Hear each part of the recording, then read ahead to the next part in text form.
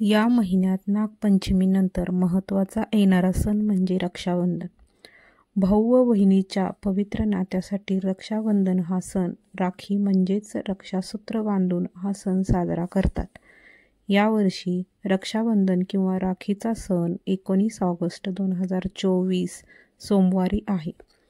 हा सण श्रावण महिन्यातील पौर्णिमेला साजरा केला जातो. विशेष म्हणजे श्रावणाचा 3रा सोमवार रक्षाबंधनाच्या दिवसासोबत येतो. मात्र यंदा रक्षाबंधनावर भद्रा आणि पंचकाचा प्रभाव असल्याने राखी बांधण्याच्या शुभ मुहूर्ताबाबत लोकांमध्ये संभ्रम आहे. हिंदू धर्माच्या मान्यतेनुसार रक्षाबंधनासाठी भद्राचा काळ अशुभ मानला जातो.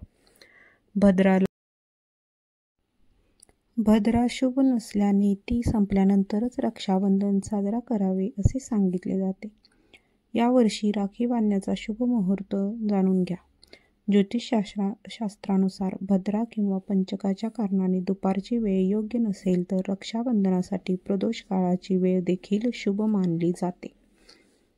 रक्षाबंधन वेळ दुपारी 1:30 ते रात्री 9:07 पर्यंत आहे. एकूण कालावधी 7 तास 37 मिनिटांचे आहे. रक्षाबंधनासाठी दुपारी वेळ 1:42 ते 4:19 एवढे कालावधी आहे. 2 तास 37 मिनिटांचा एकूण कालावधी आहे.